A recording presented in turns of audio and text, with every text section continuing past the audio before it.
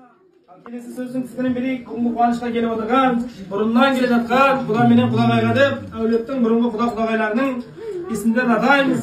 Құда-құдағай деген жақсы ба?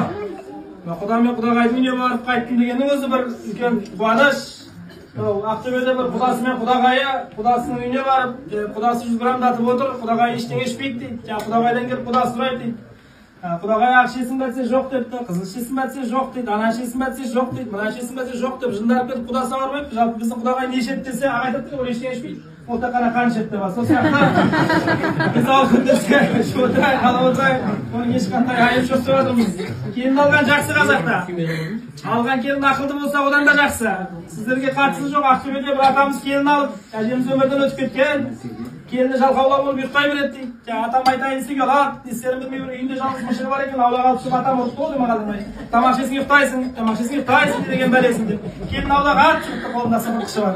Атам ойлап қалыпты, келін ұялғаннан ауланы сыпырайын деп тұр осы деп сөйтсе, келін атасын өтіп кеткен қу екен дейді, қолындағы сыпыртқышпен аулада жүрген әкесті қуып жүреді. Я өзің ұйықтамайсың, я біреу ұйықтатпайсың. Айқайлай бересің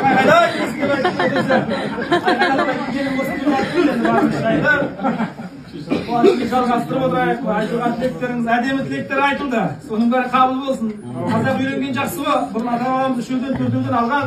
Үш-төртеу алуға ақылымызда жағдайымызда жетпейді. Жағдай жетпейді, ипотека бәрінде кредит, ақыл жетпейді, ипотека ешкім кітап оқымайды. Сосын енді соттыға шыға алмаймыз. Бұрын бірақ енді оның бәріне былай ғой, оның бәріне шынында тіреліп қойгенде енді бұрынғы ата-бабаларымыздың енді духы мықты болған ба, үш-төртеуден алған ғой, біреу алады, болса болады, болмаса болмай жүре береді деген сияқты. Сөйтіп жаңа бір бала әкесінен сұрапты, әкесі бір әйел алған дұрыс па, екі әйел алған дұрыс па деп. Сөйтсе әкесі айтып жатыр, балам сен өзің ойланып қарашы, сен күнде бір ит тараған жақсы, екі ит тараған жақсы.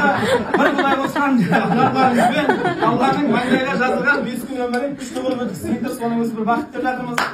Әдемі, жаңа біраз адамның есімдері айтылып жатырмын деді. Есімдері айтылады, сіздер ойлап қалмаңыздар. Әркім жұмыс бабымен келе алмай қалады. Мен көп адамның мисал тауып келеді. Жұмыс қой, біреу уақытыда, біреу анада, біреу мында дейді.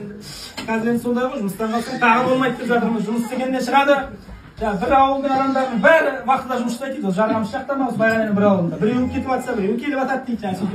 Бір ағамыз вақыттан келіпті дейді, жеңгеміз сағынып келген. Бұл сөздің ұяты жоқ дейді, баласы айтты, бір ағасыз көршілерді қарап қайтшы деп. Баласы үйдің төбесіне шығыпты да қайтып кетті 5 минуттан кейін. Сұрап жатыр дейді, Бақтыбай не істеп жатыр деп. Бақтыбай қойын айдап баратыр кезекке депті. Серік не істеп жатыр депті, ол трактормен ойнап жатыр депті. Ана Аманжан не істеп жатыр депті, ол жаңа кетіп баратыр депті. Сөйтіп сұрап келіп, Асқат не істеп жатыр, біреу сұрапты жаңа. Сөйтіп айтты жаңа, Асқат аға да вақыттан келген өлді. Ол адам не істеп, оның да баласы үйдің төбесіне өлді.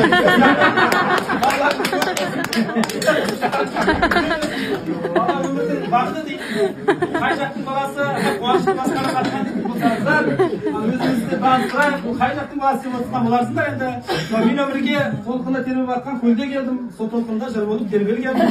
Орысыдан орысша сөйлемейтін, мен өмірге қазақ қасиетті ойыл деген жерде келдім.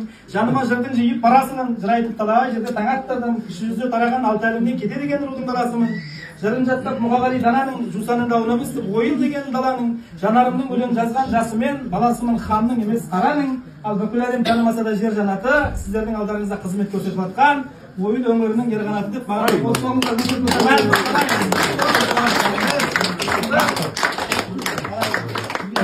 интернеттегі, ютубтағы ойылдық ақын Ерқанат Сәрсенбаев деген балдарыңыз мен боламын, өзімді айтып кетейін, біреулеріңіз айтын боларсыңдар, сол Сәрсенбаев Ерқанат деп күндерде өзімді таныстырамын. Сөйтіп алдында бір айтып жатсам, бір апа алдындағы соқты ішіп, аузын шайып қайтадан құйып тастап жатыр. Апа не болды десем, ойбой, интернеттегі суреттерін қарап сүйілсе, былай өмірде өзің ұрыс екенсің ғой. Ерқанат Сәрсенбаев десе ешкім танымауы мүмкін. Ақтөбенің нөмірі 49-шы тамасы сіздер бәрі таниды. Кеше осы жылдың аяғында 2022 жылы Ақтөбеде асабалар орындарын белгілепті. Мені 49 депті, мен оған өкпелеген жоқпын. Еліміз дамыған елу елдің қатарына кіргенде, менде бір Ақтөбенің мықты елу асабасы. Қазақстанда өзімді бір адамдардан артық санаймын, сіздерден емес. Осыдан 10 жыл бұрын асаба болып ойылдан келгенде Қазақстан футбол құрамасы УЕФА-ға кірді. Олар да 145-тен бастады. Мен де 145-тен бастадым. Олар сол 145-інде тұр. Мен 49-ға жеттім. Олар тебе алмайды, мен тебе аламын, мен доп тебе алмайды, құлаққа тебе аламын.